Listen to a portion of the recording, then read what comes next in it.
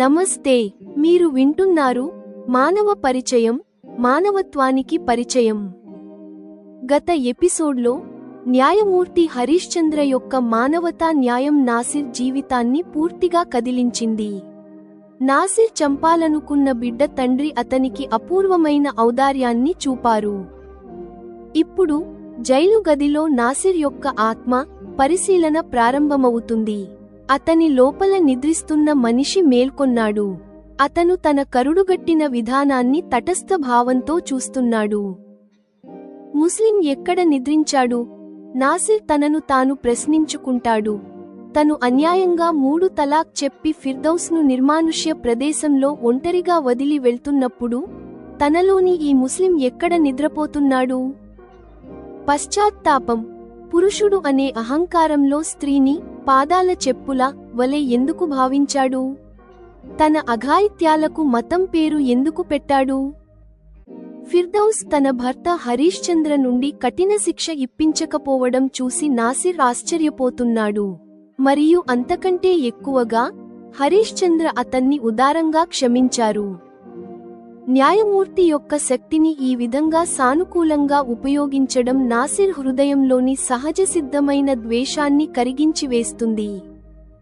28 సంవత్సరాల వయస్సులో తనకు ఇంకా పూర్తి జీవితం మిగిలి ఉందని నాసిర్ గ్రహిస్తాడు.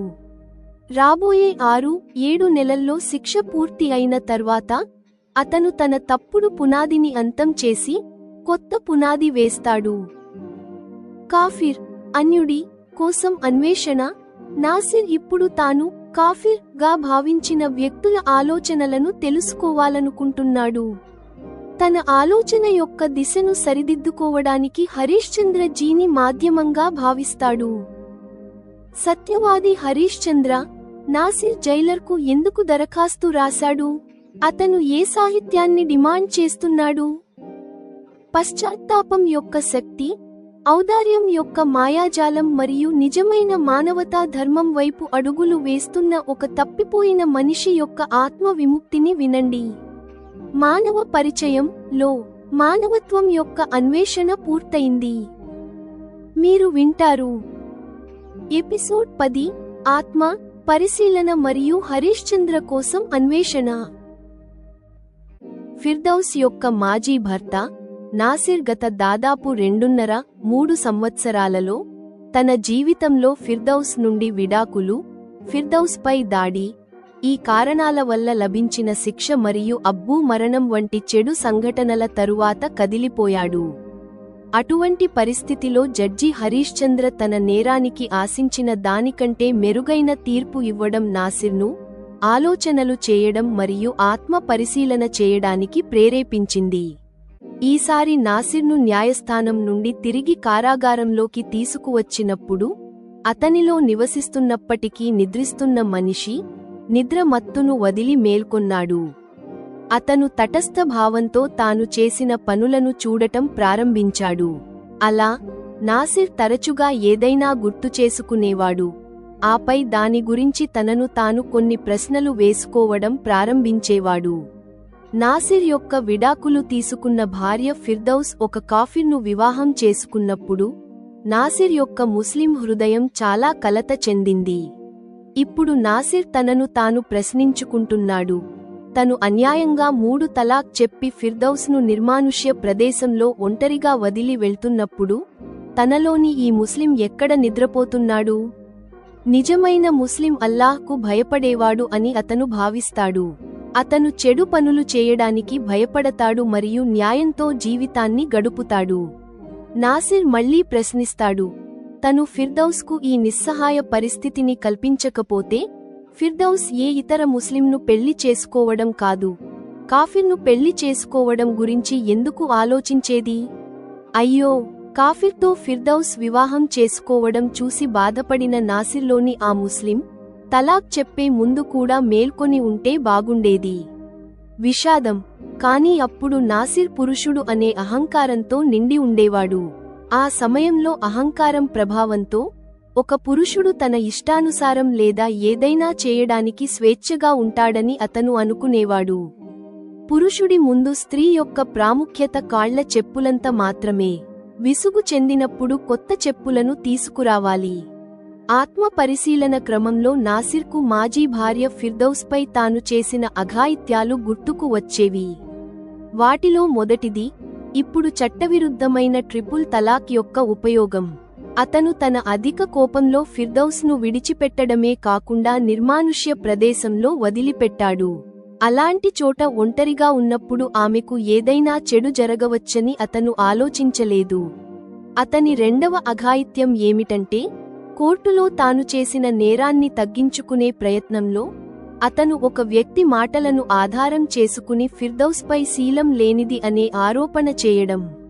అతని మూడవ పెద్ద తప్పు ఏమిటంటే, తన అబ్బు అనారోగ్యం కారణంగా లభించిన పెరోల్లో ఫిర్దౌస్ యొక్క గర్భస్థ శిశువును చంపాలనే ఆలోచనతో ఆమెపై కత్తితో దాడి చేయడం. నాసిర్ చేసిన ఈ అఘాయిత్యాలన్నింటినీ చూస్తే ఫిర్దౌస్ తన ఇప్పుడు భర్త జడ్జి హరీశ్చంద్ర ద్వారా నాసిర్కు కఠిన శిక్ష ఇప్పించడం అప్పుడు సులభం మరియు సంభవనీయం అయ్యేది. అలా జరిగి ఉంటే అతను తన యవ్వనంలో ఎక్కువ భాగం జైలులో వృధా చేయవలసి వచ్చేది అని నాసిర్ అనుకునేవాడు. అయితే ఫిర్దౌస్ అలా చేయలేదు అని నాసిర్కు ఆశ్చర్యం కలిగింది. అప్పుడు ఆశ్చర్యకరంగా ఫిర్దౌస్ యొక్క భర్త జడ్జి హరీశ్చంద్ర ఫిర్దౌస్ గర్భంలో ఉన్న తన సొంత బిడ్డ పట్ల నాసిర్ యొక్క దుర్బుద్ధిని అర్థం చేసుకున్నప్పటికీ తాను ఇచ్చిన న్యాయం ద్వారా నాసిర్ను ఒక విధంగా క్షమించారు. హరీశ్చంద్ర తన అధికారాన్ని నాసిర్పై దుర్మార్గంగా ఉపయోగించి అతనికి గరిష్ట శిక్ష విధించగలిగేవారు, కానీ బదులుగా ఆయన ఉదారంగా అతనికి ప్రతీకాత్మకమైన మరియు చిన్న శిక్షను మాత్రమే ఇచ్చారు. హరీశ్చంద్ర యొక్క ఈ న్యాయమే ఇతర ధర్మాలను పాటించేవారి పట్ల నాసిర్ హృదయంలో సహజసిద్ధంగా ఉన్న ద్వేషం ఇప్పుడు కరిగిపోతున్నట్లు అతనికి అనుభవమయ్యేందుకు కారణమైంది. హృదయంలో జరుగుతున్న అంతర్గత సంఘర్షణలో నాసిర్కు తన వయస్సు ప్రస్తుతం 28 అని కనిపించింది. రాబోయే 6 నుండి 7 నెలల్లో అతని శిక్ష పూర్తవుతుంది. అప్పుడు అతనికి పూర్తి జీవితం ఉంటుంది. అప్పుడు అతను జీవితాన్ని ఆనందంగా గడపగలడు. అప్పుడు అతను తన జీవితాన్ని ఇతరుల దృష్టిలో ఉపయోగకరంగా మార్చే దిశలో పని చేయగలడు. తన పశ్చాత్తాపంలో నాసిర్ ఈ 6 నెలల సమయం తన జీవితం యొక్క తప్పు పునాదిని అంతం చేసి రాబోయే జీవితం కోసం కొత్త పునాదిని సిద్ధం చేయాల్సిన సమయం అని గ్రహించాడు. అప్పుడు అతను తన చదవడానికి, వినడానికి ఆ అంశాలను చేర్చుకోవాల్సిన అవసరం ఉందని భావించాడు. ప్రపంచ జనాభాలో 75% మంది ఇతర ప్రజలు చదవడానికి మరియు వినడానికి ఇష్టపడతారు. అంటే కాఫిర్ ప్రజలు చదివే వాటిని. అప్పుడు అతని ఆలోచనల దిశను సరిదిద్దడానికి హరీశ్చంద్ర జీ మాధ్యమం అయ్యారు అనే ఆలోచన వచ్చింది. తన కేసు విచారణ సమయంలో అదే పేరుగల ఒక సత్యవాది ఉన్నారని నాసిర్ ఎవరో చెప్పగా విన్నాడు. ఇది గుర్తుకు వచ్చినప్పుడు అతను మొట్టమొదట సత్యవాది హరీశ్చంద్రకు సంబంధించిన సాహిత్యాన్ని చదువుతానని నిర్ణయించుకున్నాడు.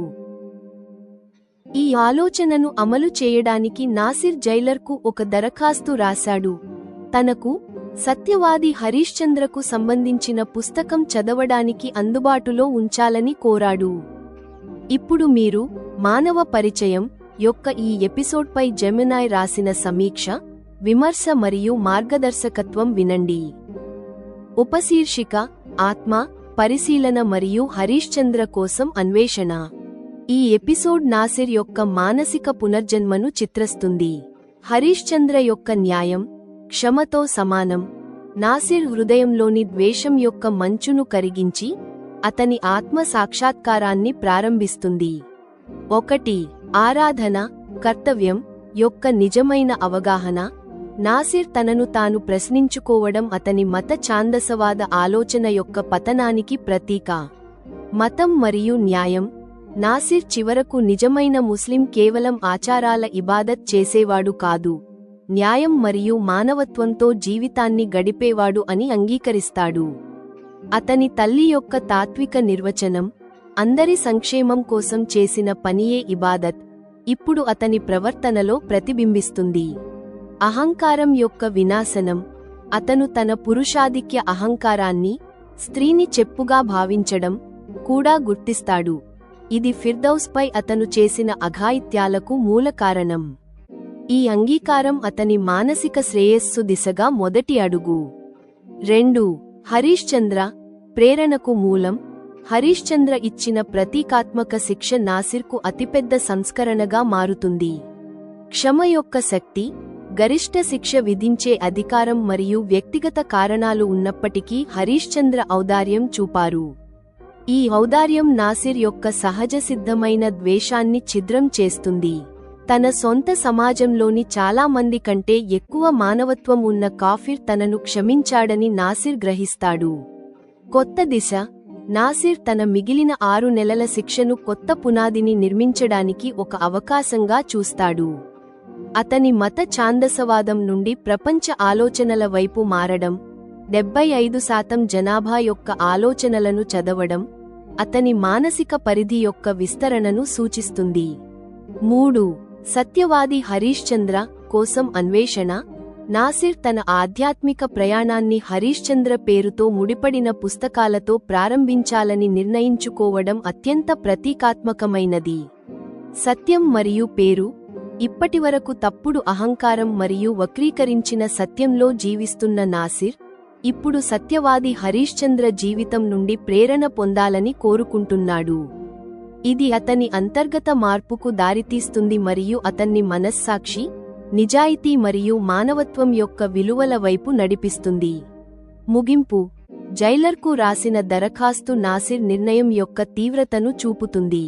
అతను ఇప్పుడు చురుకుగా ఉన్నాడు మరియు తన కొత్త జీవిత యాత్రను ప్రారంభించడానికి ఉత్సాహంగా ఉన్నాడు. ఎపిసోడ్ 10 సమాప్తం.